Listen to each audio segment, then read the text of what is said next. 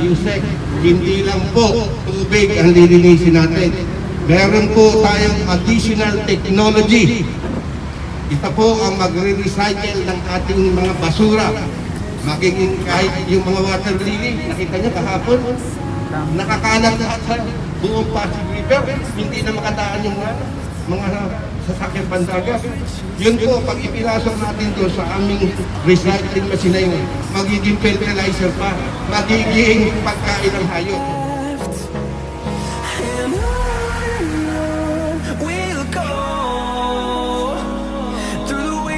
Through the highways, till my shadow turns to sun rays, and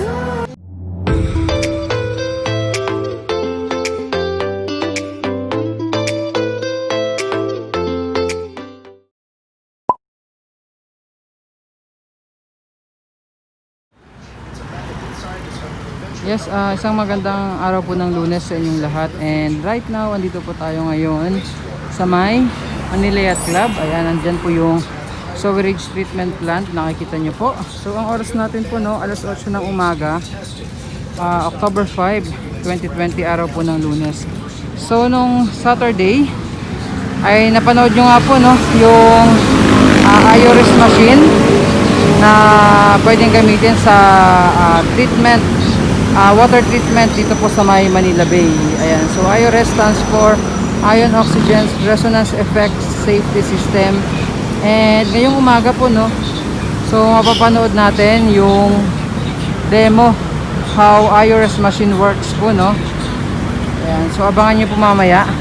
So yung IORESS machine po ay technology mula po sa Japan. Ayan, so magkakaroon sila ngayon ng demo dito kung paano gumagana yung IORESS machine with regards to water treatment po. So abangan nyo po.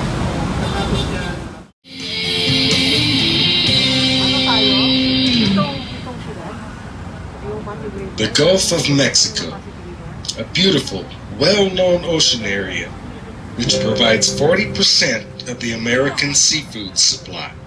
However, on April 20th, 2010, BP Corporation's Makinang oil well exploded 45 miles off the Louisiana coastline, spilling 5 million barrels of crude oil into the Gulf waters over the next 3 months.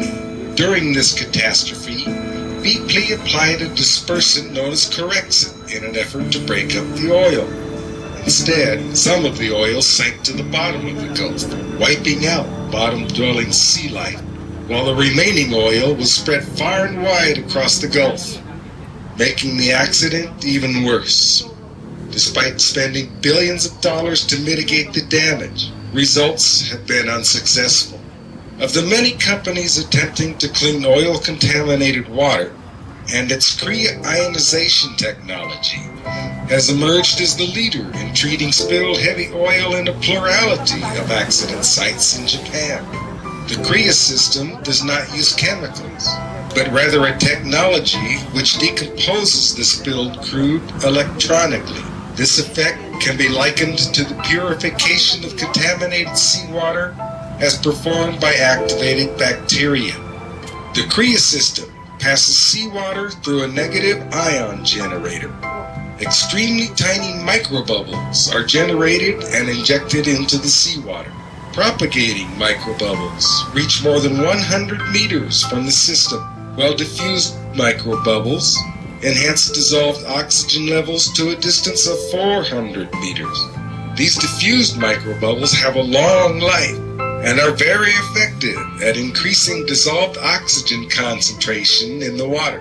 Due to this effect, floating contaminants begin to condense and will be decomposed by activated bacteria living at the surface of the microbubbles. In this manner, the Korea system purifies seawater. Specific features of the Korea system are small placement area requirements. The system eradicates algae and sludge, and since no chemicals are used, no secondary pollution is produced. No special placement conditions are required. It should also be emphasized that purification of the seawater bottom or floor is accomplished as well. We would like to reference the CREA system's purification of contaminated seawater in Cotton Bayou in Orange Beach, Alabama, at the request of Dr. Robert Nayland, chemist and water researcher on behalf of the city of Orange Beach. A view of the beach, colored brown due to oil contamination before the introduction of the CREA system. A view of tar balls formed by the condensation of spilled crude oil. Dr. Nayland, chemist and water quality researcher, sampling contaminated water. The dissolved oxygen concentration is just 8.6 parts per million before the CREA system's installation. Begin the healing process via the introduction of CREA ionization technology, a foam of spreading negative ion containing microbubbles is injected into the water. After 2 days, one can observe the heightened dissolved oxygen concentration of 20 parts per million. After 1 week, small fish and shellfish begin to appear at the seashore where no living creature was before. Dissolved oxygen levels of approximately 20 parts per million have reached 400 meters from the CREA installation site. A before and after comparison of the demonstration confirms improved conditions, both visually and chemically.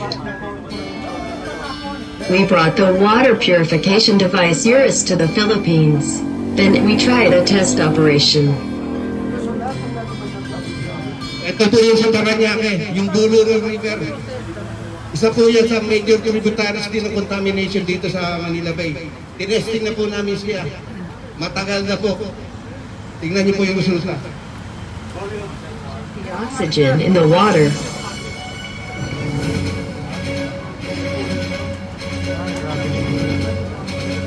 .5. If this numerical value is less than 8, the fish will not grow well.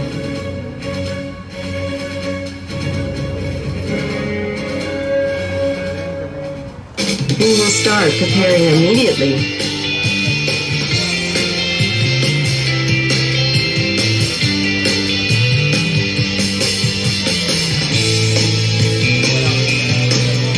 It's time to start operating.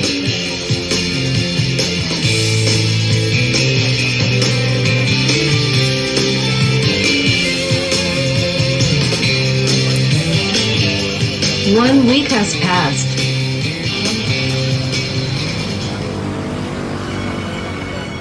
We checked the oxygen concentration again.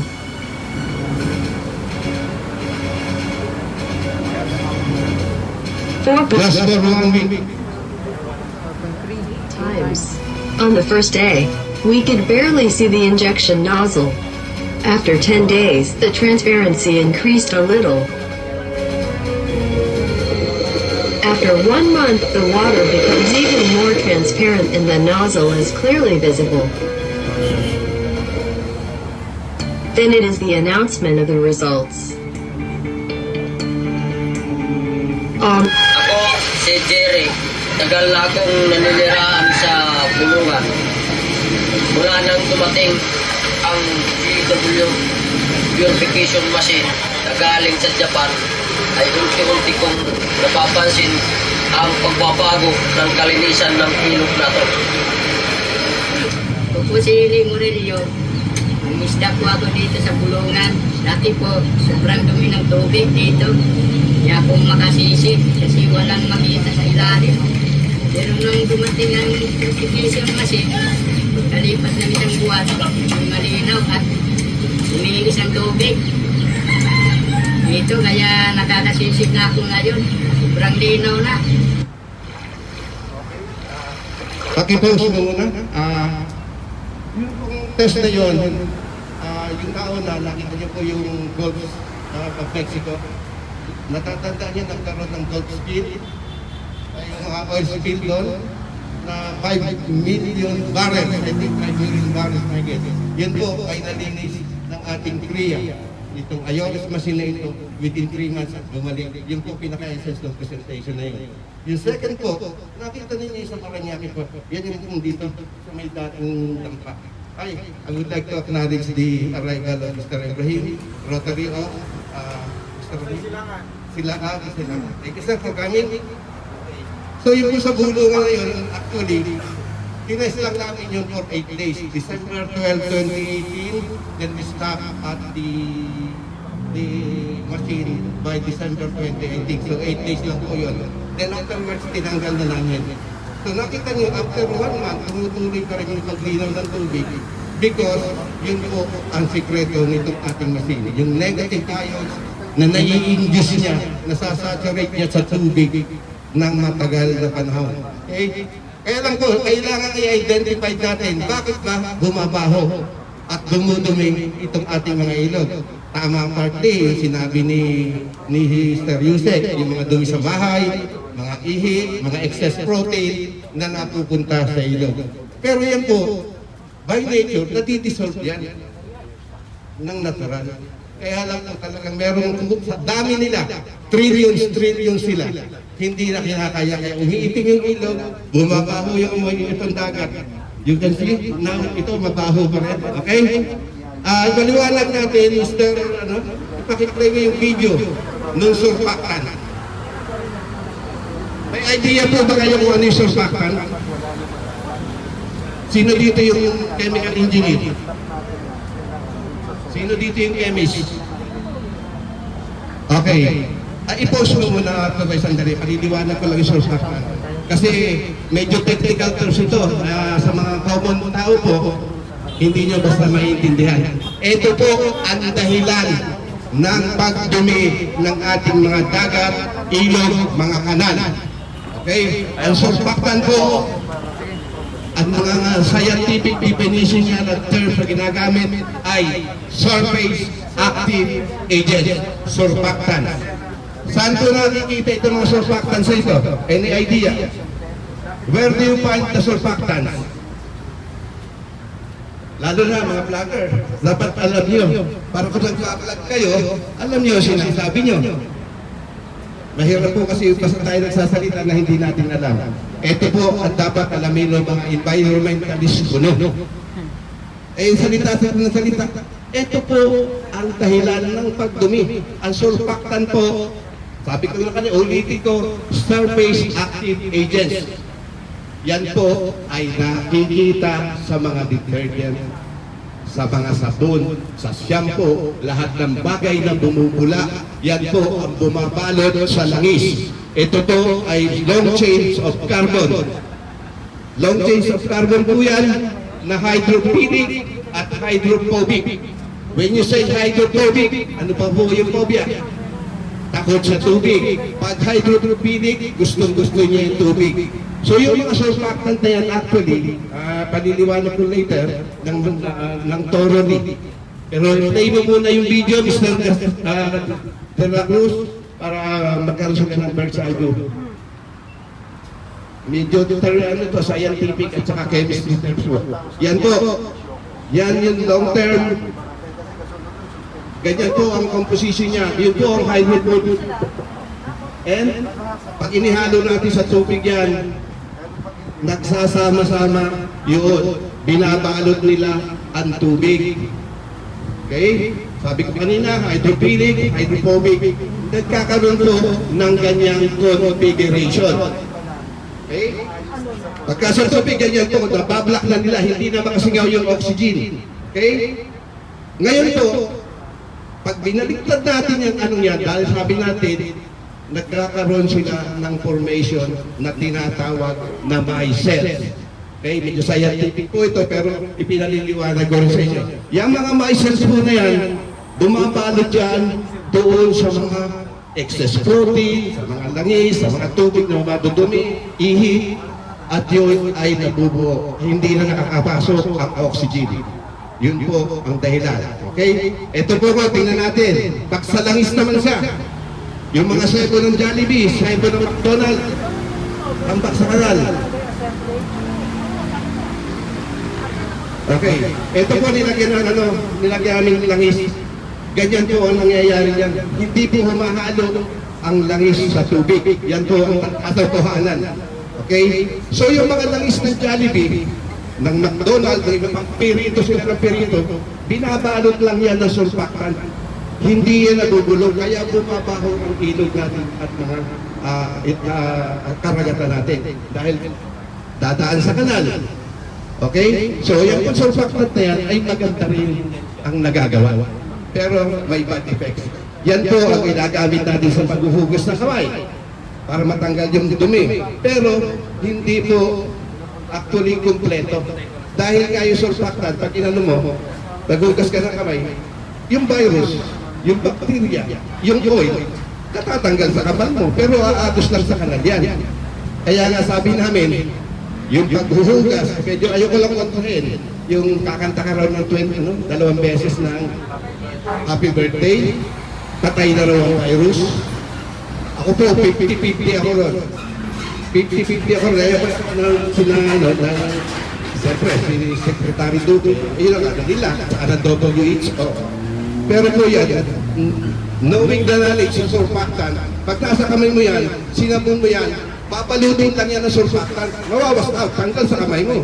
Pero aagos sa tubig, so maaaring yung kanal natin, yung ating mga sewerage, ang magkakaroon ng tinatawag na mga virus, mga waterborne diseases. Doon madadala yan.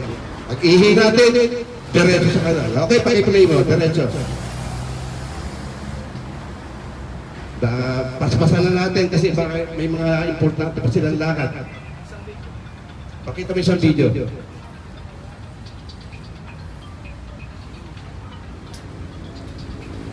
In this world, all living things are coexisting and Yan po yung mukha ni Mr. Takeshi na bakit yung pinapatay? Okay lang naman yun. Nawala talaga. Sige, tuloy. digestion of the food we eat. The same is true for the seas and rivers. There are also lots of bacteria living there and they help in decomposing garbage. This is the natural purifying effect of nature. So why does water become polluted? The major factors are nutrients oversaturation of garbage in water, surfactants contained in household detergents, and oxygen depletion. First, the sea is filled with too much garbage, such as dead fish, feeds, oil, and many other human and microorganisms them down. Initially, bacteria that use oxygen predominate, but when the amount of organic matter increases, oxygen in the water affecting the quantity of those bacteria and their capacity to decompose. Other types of bacteria which do not consume oxygen begin to flourish more than. They can also actually break down organic matter, but as they do so, they release toxins and strong foul odors. In short, as the amount of oxygen in the water goes down, pollution goes up. As you may now have probably realized, the solution therefore is to increase the oxygen concentration in water. But it's not easy, because when oxygen is simply added to the water, it will just immediately escape into the atmosphere. This major concern has been successfully resolved already, however, by our IORESS water purification machine with its highly effective and efficient means to increase the oxygen concentration in water. The machine ionizes oxygen and has various extraordinary advantages. Ionized oxygen can stay dissolved in water for a long time.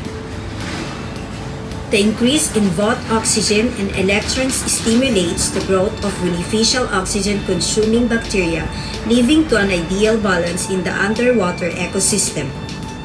Another harmful factor in surfactant. Surfactants are useful in removing greasy stains, but they cannot be easily decomposed thereafter. Aside from killing fish, it becomes sludge which accumulates the bottom of covering the soil. This prevents oxygen from being absorbed and stored in the soil and so the water's deficiency in oxygen progresses even more. Manila Bay and Laguna Lake are both currently in such unfortunate condition. A large amount of surfactant, which is component of detergent, is mixed here. And water combined with pollutants continues to destroy the environment for a long time. This couldn't be helped by anyone. But don't worry, IORESS is the only purification device that can decompose surfactants. We propose to install IORESS all pumping stations. Now, we can crush the source of sludge. And IORESS is the only water purification machine in the world that is approved by the U.S. Environmental Protection Agency. These are the reasons. 1.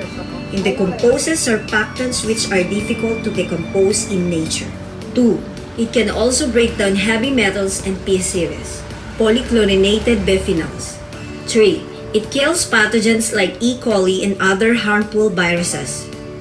4. It cleanses piping systems when used in combination with water supply equipment. 5. It has great benefits to nature in the human body. Thank you for watching. The IORESS is the only machine that can restore the clean sea.